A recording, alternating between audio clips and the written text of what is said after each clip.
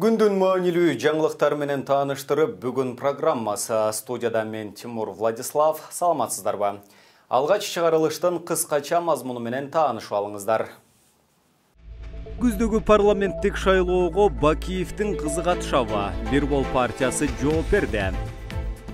Президент Жээнбеков бүгүн маалыматты манипуляциялоо жөнүндө мыйзамга карата каршы пикирге кол койду.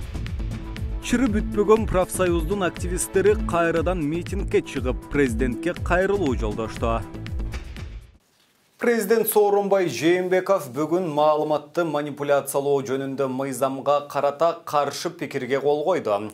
Президент мыйзамдын негизги концепциясын колдойт. Ал ар бир адамды интернет тармагында таратылган жалган жана анык эмес маалыматтан коргоо укугу. Ошол эле учурда төмөнкү жагдайларга каршы пикир билдирүүнүн эркиндиги жана маалыматтын эркиндиги өлкөнүн негизги мыйзамындагы адам укуктары жөнүндө бир катар эл аралык келишимдерде кепилдик кылынган адамдын фундаменталдуу укуктарынын бири болуп эсептелинет. Бул демократиялык коомду өнүктүрүүдө негизги ролду ойнойт. Ошол эле учурда Конституция жарандарда башка адамдардын укуктарын, эркиндигин, ар-намысын жана аброюн урматтоого милдеттендирет.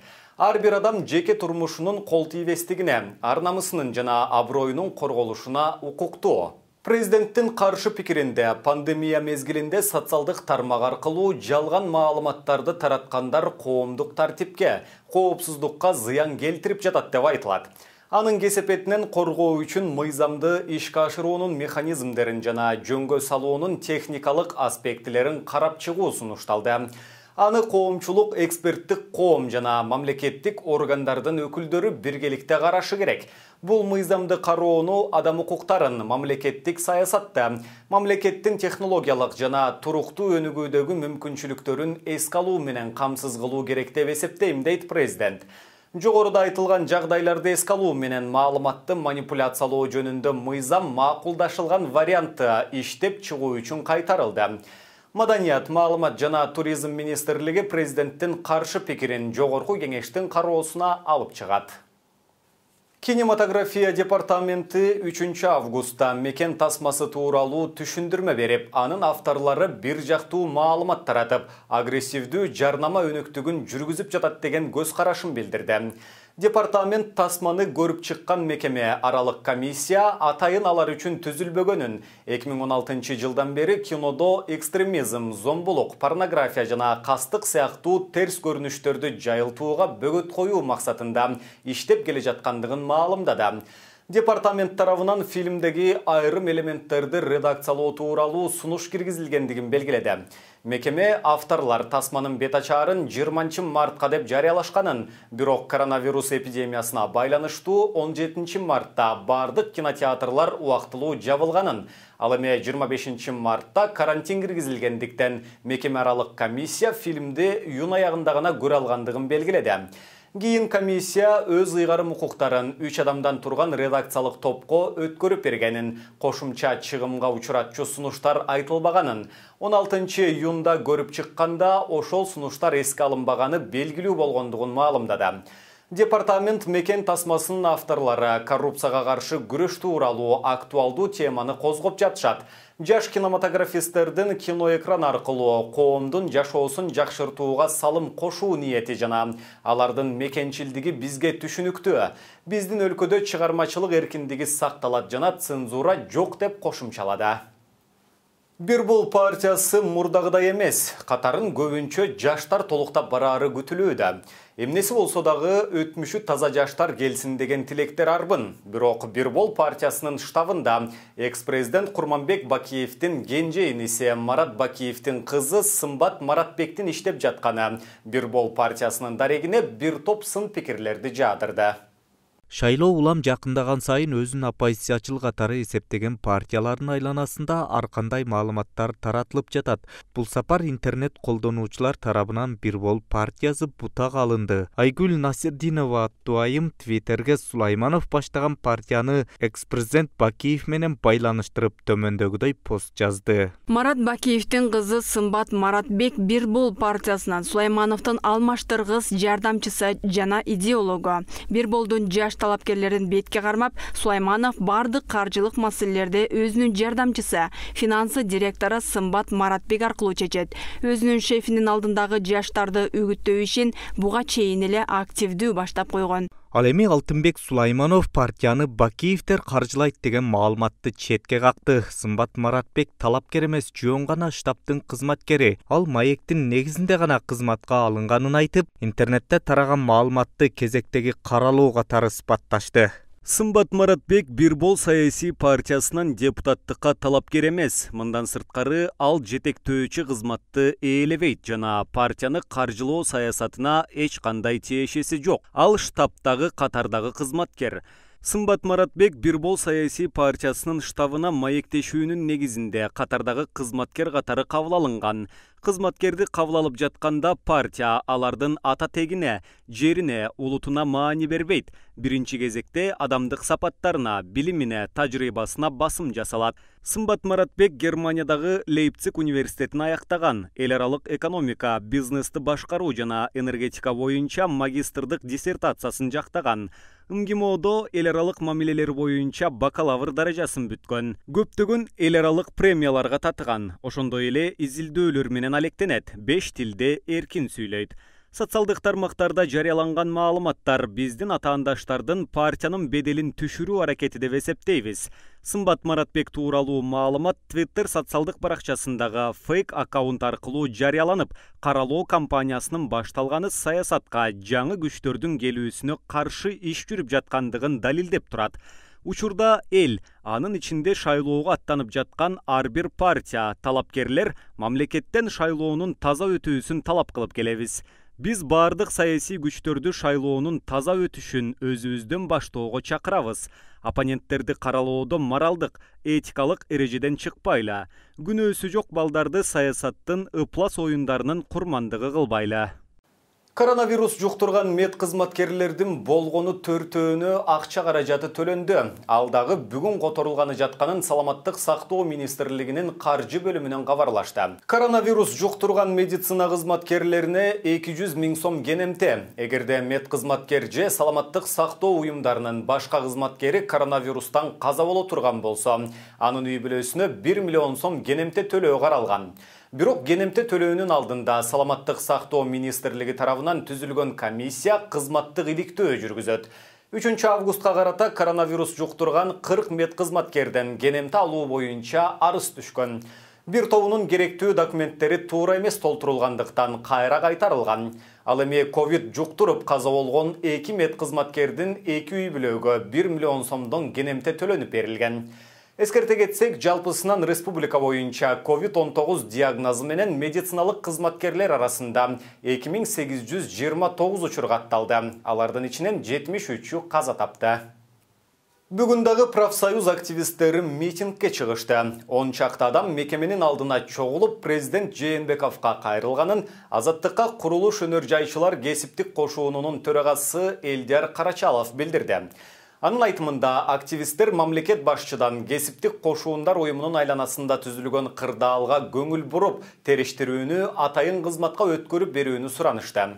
Милицияга жана Финполго караганда баарын бир мекеме алса, депутаттардын таасири азыраак болот деген ойдобуз дешет алар. Профсоюз жетекчиси Асан Акунов төрагалык кызматтан мыйзам негизинде алынганын жана буга быйыл февралда кесиптик кошуундар бирикмесинин кеңешинин чечими себеп болгондугун кошумчалады. Эске салсак, республикалык федерацияга жетекчи болуп 2017 жылы Мирбек Асан Акунов дайындалган. Асан Акунов федерациянын мыйзамсыз жетектеп тургандыгы тууралуу арызды 1-май райондук Бишкек шаардык соту былтыр канааттандырып, бирок жогорку сот быйыл январь айында жокко чыгарган. Асан Акуновдун кызматтан кетишин талап кылган бир нече акция өткөн. Ысык Көлдүн Төп районунун Арал айыл өкмөтүнүн башчысын шайлоо ушуну менен 3-чү ирет өтпөй калды. БШКнын маалыматына ылайык 31 июлга дайындалган шайлоо депутаттардын келбей койгондугуна байланыштуу өтпөй калган. Айыл өкмөт башчысынын орду 27 февралдан бери бош турат. 24 мартка дайындалган айыл өкмөт башчысын шайлоо коронавирус пандемиясына байланыштуу киргизилген өзгөчө кырдаалдан улам убактылуу токтотулган болчу. Кийинчерээк шайлоо күнү 30-июнга дайындалган. Арал айыл өкмөтүнүн башчысы кызмат ордуна 2 талапкер Эрлан Чоркозов жана Иманбек Курманов катталган. 30-июндагы добуш берүүнүн жыйынтыгында жергиликтүү кеңештин 11 депутатынын 6 бардыгына каршы добуш бергендиктен шайлоо өтпөй калды деп таанылган. 17-июлга дайындалган шайлоо бир дагы талапкер катталбагандыктан өтпөй калган. Ал эми 31-июлга дайындалган шайлоого бир талапкер катталып, бирок айылдык кеңештин депутаттарынын бир дагы сессияга келбей койгон. Мыйзамдын талабына ылайык айыл өкмөт башчысы шайланбай калса, анда БШКнын сунушу боюнча президент жергиликтүү кеңешти таркатып, тиешелүү жергиликтүү кеңешке мөөнөтүнөн мурда шайлоо дайындайт. Ошондой эле Чүй районунун Ибраимов айыл өкмөт башчысын 31-июлга дайындалган шайлоо кворумдун жоктугуна байланыштуу өткөн жок. Эми бул айылда шайлоо башка күнгө дайындалат. Кыргызстандагы энергетика боюнча эксперттер суу кескин азайып кеткендигин билдирип, бул кышта жарыктын өчүрүлүшүнө алып келерин эскертти. Президент алардын сөзүнө реакция кылып, суунун азайышынын себептерин түшүндүрдү. Бирок Токтогулдагы суунун азайышынын чыныгы себеби эмнеде? Эксперттердин ою тууралуу алдыдагы сюжет. Токтогул суу сактагычында суу былтыркыдан 3 миллиард куб метрге аз. Мындай кабарды президент Сооронбай Жээнбеков өткөн жумада биринчи радиодон билдирди. Президент өзү кабарлап жатканына караганда маселе олуттуу көрүнөт. Сооронбай Жээнбеков суунун аз болуп калышы тоонун башы жылыбай, суу түшпөй жатышы менен түшүндүрүп, августта жылып кетер деп үмүт артты. Августта да жетиштүү суу топтолбосо, кышында жарык өчүрүлбөйт, тыштан сатып алабыз деп ишендирди. Жүз отабыз. Азыр мына август айында күтөлүү. Кандай июль аягы августтан башталат. Ошого карабынан тиешелүү мамлекет органдар кыймылдайт. Ага чейин дагы азыр өзүбүздүн мүмкүнчүлүк бар. Эгерде күн жылып ысып кетсе, мөңгү каалар бар. Алар келип калса, анда сырттан электрин сатып алганга мындай шарт түзүлбөйт да, өзүбүздүн күчүбүз менен чыгабыз. Президенттин бул кайрылуусунан кийин жерлерден нарын, көкөмөрен сууларын видеого тартып, интернетке жүктөгөн жарандар арбыды. Алар Токтогулда суу аз деген маалыматка таң калышканын, суу кирип жаткандыгын айтышууда. Мына Нарын дарыясы кирип атыптыр. Аябагандай чоң суу каптап. Анан кандай эле биздин өкмөттө суу жетишпей эле Токтогул кесиндеги суу аз. Свет бизде проблема болот деп айтып атат, билбейм. Улуттук стратегиялык изилдөөлөр институтунун директору Эмилбек Каптагаев быйыл жазында Өзбекстандагы Сары Дөбө суу сактагычы жарылганын эске салып, Токтогулдагы суунун азайышы көнгөн адат калабы, уйга жүгөн салабы деген баягы көрүнүш кайталанган жок болду бекен деп жылаандын башын кылтыйтты. Быйыл коңшу Өзбекстанда ири суу сактагыч жарылып кеткен. Ошонун айынан быйыл сугатка суу тартыш болуусу күтүлгөн.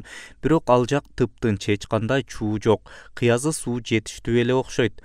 Ошондуктан Токтогул суу сактагычында суу тартыш болгону 1-августка карата 14 миллиард куб метр суу чогулду. Уйга жүгөн салабы, үйрөнгөн адат калабы дегендей эле болуп кеттиби деген ой албетте ар бирибизде жаралбай койбойт.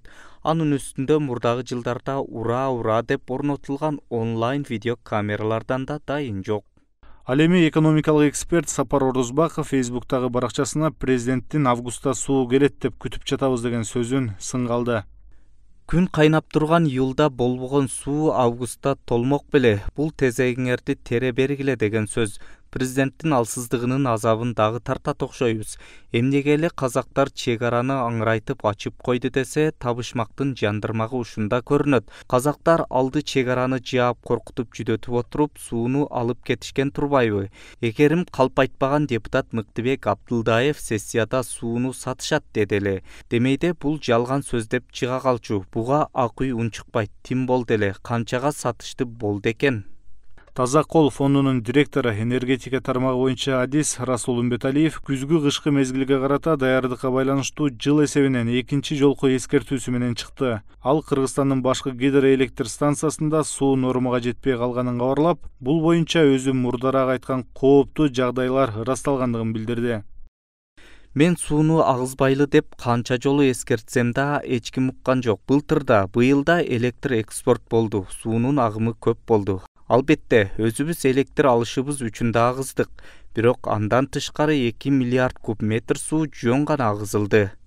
Эгер коронавирус илдетинин 2-3 толкуну кыш мезгилине туш келсе, светтин өчүп турушунун кесепети өтө оор болору эскертилүүдө. Расмий маалыматтарга караганда 2017-18 жылдары Токтогул КЭСиндеги суунун көлөмү күз-кыш мезгилине 19,2-19,6 миллиард куб метр менен кирген. 2019 жылы жайда болсо 16 миллиард куб метр суу бар эле. Күзгө чейин ал 17 миллиард куб метрге жеткен. Ал эми быйыл болсо 1 августка карата 14 миллиард куб метр гана суу чогулду.